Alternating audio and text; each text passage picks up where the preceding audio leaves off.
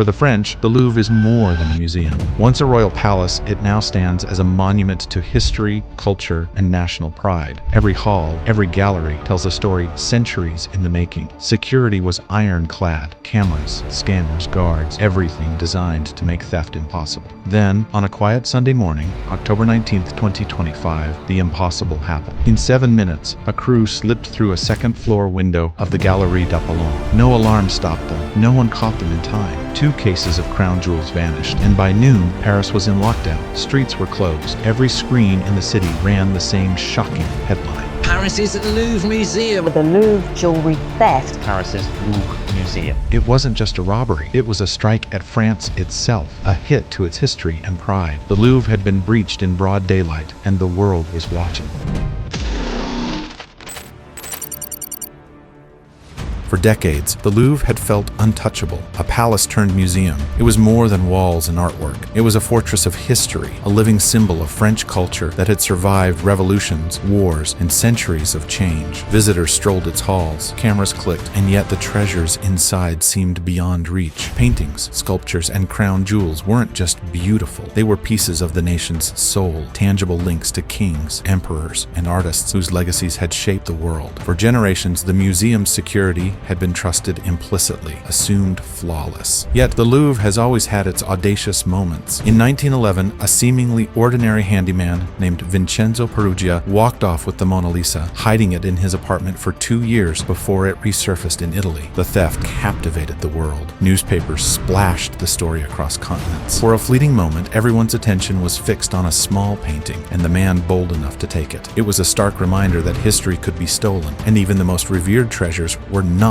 untouchable. After that incident, the Louvre fortified itself with unwavering intensity. Guards followed meticulous routines. Cameras lined every corridor. Doors locked automatically. Entrances were timed to the second, and a 24-hour operation center monitored every inch of the museum. The Louvre had become a citadel of masterpieces, a place where history, art, and national pride were preserved behind layers of protection designed to be impervious. And yet, even the most secure fortresses have cracks. On a quiet Sunday morning, the unthinkable happened. The heist didn't arrive with explosions, lasers, or cinematic smoke. It came with planning, patience, and perfect timing. A team slipped in when the museum was least prepared, exploiting those cracks with ruthless precision. In just 7 minutes, priceless jewels vanished. Security scrambled. Alarms blared. Tourists were evacuated. Paris awoke to a new reality. The Louvre, the untouchable icon of art and history, had been breached. The world watched in disbelief as one of the greatest heists of modern history unfolded in real time. For 7 minutes, the impossible became reality, proving that even history's most guarded treasures were never truly safe. In the quiet aftermath, questions hung in the air. How could it happen? Who had the audacity to pull it off? And what would become of the stolen treasures? The Louvre had been violated, and nothing would ever be the same. They struck the Galerie d'Apollon, the hall that houses the crown jewels of France. Necklaces, tiaras, ceremonial pieces worn by emperors and empresses, each one a symbol of centuries of power, wealth, and artistry. The room sat deep inside the Louvre, barely 250 meters from the Mona Lisa, surrounded by layers of reinforced glass, motion sensors, vibration detectors, and armed guards. On a normal day, it would have been impossible to get near. But on that quiet Sunday morning, the scene looked ordinary, peaceful, serene.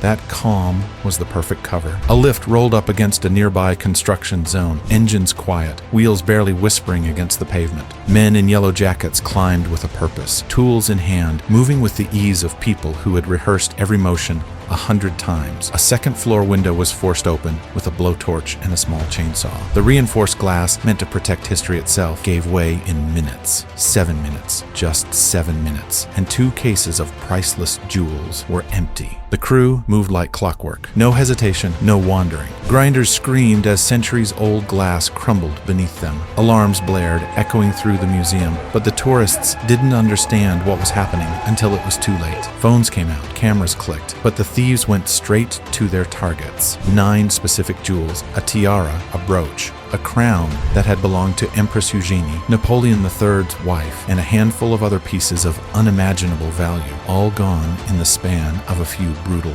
minutes. Inside, chaos erupted. Staff evacuated visitors, guiding them down staircases and through wings that usually teemed with tourists. Security locked down rooms, deliberately avoiding confrontation, while police sealed entrances and awaited reinforcements. Every delay in response worked in favor of the thieves. Calmly, efficiently, they retraced their path, exiting the Louvre the same way they had entered, through that upper floor window, vanishing from view as if they had never been there. Outside, the escape was meticulously orchestrated. 2 scooters waited in the shadows, engines silent until the moment of departure. One crown, a 19th century artifact, was dropped or discarded during the rush, later recovered by authorities damaged. A rare flaw in an otherwise flawless plan. The thieves melted into the streets, leaving behind traces. A lift, yellow jackets, a faint trail of fingerprints, but nothing more substantial. Forensics immediately went to work. Prints were lifted from the lift's controls. Surveillance footage from interior corridors and surrounding streets was recovered, but investigators knew the thieves had anticipated every move. 9 days before the heist, the lift truck had been rented under a false name.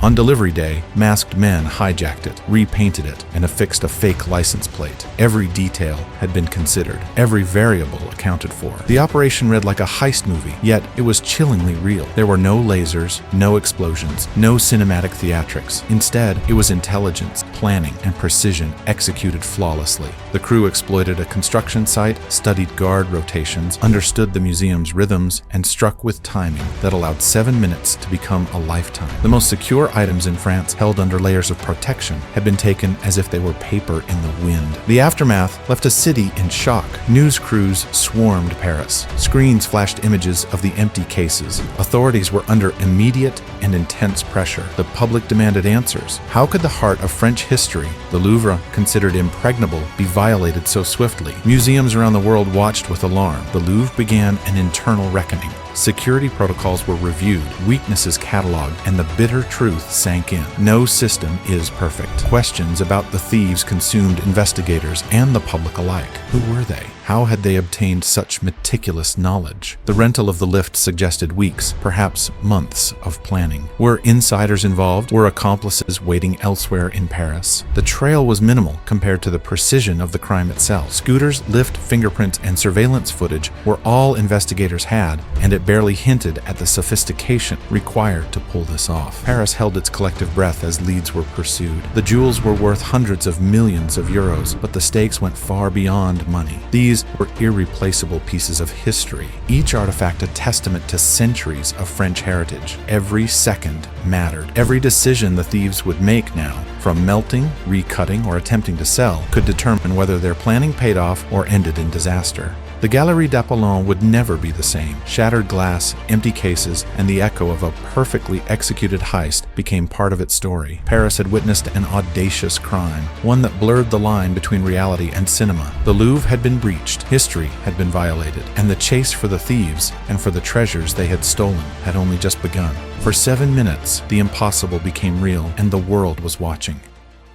France woke up to more than a theft. The Louvre, a symbol of national pride, culture, and centuries of history, had been breached, and the world was watching. This was not a simple robbery. It was a public humiliation, a strike at the very heart of France's identity. Headlines screamed across newspapers and television screens. President Macron called it an attack on history. Jordan Bardella labeled it intolerable. Marine Le Pen said it wounded the very soul of the nation. And the Louvre was only the latest in a string of audacious hits. 3 museums in Paris had already been targeted since September. Pressure on authorities was intense. The public demanded answers, action, and results. Every minute counted. The stolen jewels were no ordinary loot. These were priceless treasures, steeped in history, symbols of centuries of French royalty and artistry. Necklaces, tiaras, crowns, all irreplaceable, all carrying the weight of an empire. They could not simply be fenced, sold, or melted without consequences. The stakes were enormous. 88 million euros hung in the balance. The first week after a museum heist is critical. Pieces recovered quickly remain intact, preserving both historical significance and monetary value. Delay, even by days, risks the treasures disappearing forever, broken, recut, or scattered across black markets worldwide. The thieves had options. They could break the jewels apart, sell gold or diamonds individually, or wait, knowing insurance companies sometimes offered massive rewards for recovered items. Timing, strategy, and patience would decide their fate. Clues were sparse. Investigators Investigators had little more than abandoned scooters, a rented lift, and a yellow vest left behind during the escape. Every trace had to be examined, every lead pursued. Yet the trail remained faint, almost ghostly. For France, the clock was merciless. Each hour that passed increased the risk that centuries of history could vanish, transformed into untraceable wealth in the wrong hands. The Louvre had been violated. History had been stolen in broad daylight. The nation faced a single, urgent question. Could authorities catch the thieves in time, recover the stolen jewels, and protect the legacy of one of the world's greatest museums before it disappeared forever? The race had begun, and there was no margin for error. Every second mattered. Every decision counted. And as Paris held its collective breath, one fact became chillingly clear. 7 minutes had changed everything.